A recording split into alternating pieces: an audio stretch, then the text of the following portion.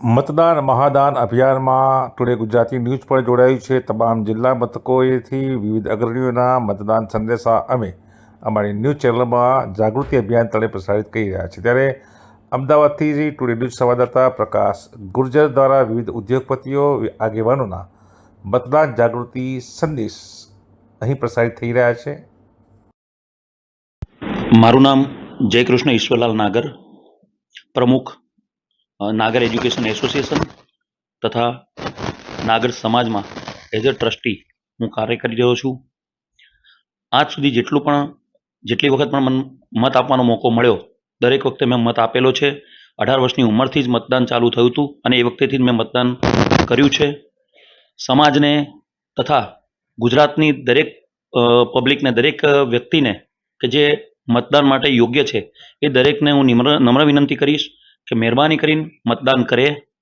પહેલું મતદાન, વહેલું મતદાન. અને સૌથી મોટી વાત એ છે કે ભલે ભોજન પછી લઈશું પણ મતદાન તો પહેલાં કરીશું જ. મતદાન દેશના વિકાસ માટે મતદાન જરૂરી છે. આપણે દુનિયાને એ બતાવી દેવું છે કે આપણી આ જે લોકતંત્ર છે એમાં 100માંથી 100% મતદાન થાય એવી આપણે આશા રાખીએ અને 100માંથી 100% મતદાન આપણે કરીએ છીએ તો આપણે બતાવી આપવું છે. ગુજરાતને નમ્ર વિનંતી, ગુજરાતના નાગરિકોને નમ્ર વિનંતી કે મતદાન કરે અને જરૂર કરે. લવેશભાઈ પટેલ, હિન્દુ આધ્યાત્મિક અને સેવા સંસ્થાન HSSFના પૂર્વ કર્ણાવતી વિભાગના સંયોજક તરીકેનું દાયિત્વ. આગામી 7મી મેના રોજ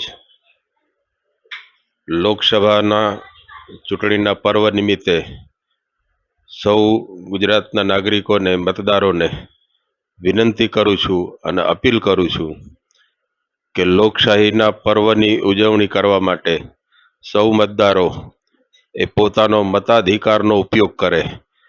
પોતાની ઈચ્છા અનુસાર પોતાની પસંદગીની સરકારનું પસંદગી કરે.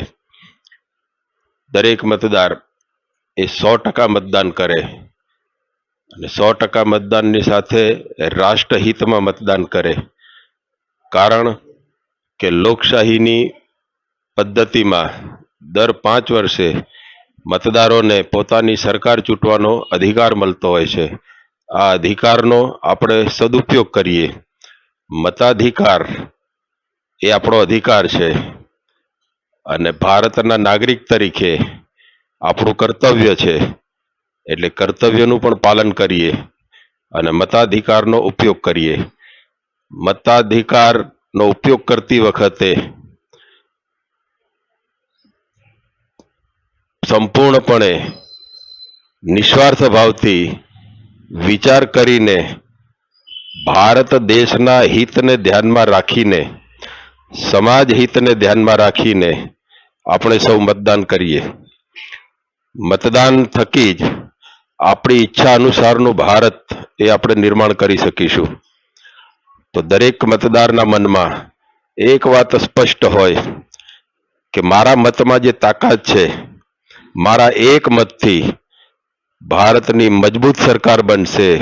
મારા એક મતથી ભારતની સશક્ત સરકાર બનશે. મારા એક મત થકી ભારતનું ઉજ્જવળ અને સુરક્ષિત ભવિષ્ય બનશે. મારા એક મતથી મારો ભારત દેશ એ વિશ્વગુરુ બનશે. એટલે આવી મજબૂત, સશક્ત અને એક સારી સરકારનું બનાવવા માટે દરેક મતદાર એ પોતાનો મતાધિકારનો ઉપયોગ કરશે. ફરીથી એક વખત કે લોકશાહીમાં જ્યારે સરકારને ચૂંટીએ છીએ, મત આપીએ છીએ, ત્યારે જ્ઞાતિ, જાતિ, ભાષા, પ્રાંત, પંથ, સંપ્રદાય આ બધાથી ઉપર ઉઠીને માત્ર ને માત્ર રાષ્ટ્રહિતનો વિચાર કરીને આપણે સૌ આપણા મતાધિકારનો ઉપયોગ કરીએ એવી સૌને ફરીથી અપીલ કરું છું. અસ્તુ. હું ડૉક્ટર જીતેન્દ્ર શાહ, પૂર્વ પ્રમુખ અમદાવાદ મેડિકલ એસોસિએશન.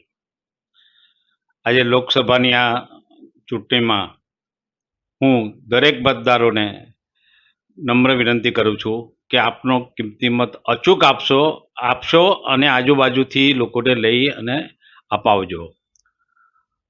આ મતદાન વધે અને મતદાન જાગૃતિ માટે અમદાવાદ મેડિકલ એસોસિએશન પણ આ વખતે કાર્યરત રહ્યું હતું અમે બધા ડૉક્ટરો અમદાવાદ મેડિકલ એસોસિએશનના એવું નક્કી કર્યું કે ભાઈ આપણા ત્યાં જેટલા બી પ્રિસ્ક્રિપ્શન લખાય તેમાં દરેક નાગરિકને અપીલ કરવી અને અમે એનો એક સિક્કો પણ બનાવ્યો છે અને એ સિક્કા દરેક પ્રિસ્ક્રિપ્શનમાં અમે આ સિક્કો લગાવીએ છીએ.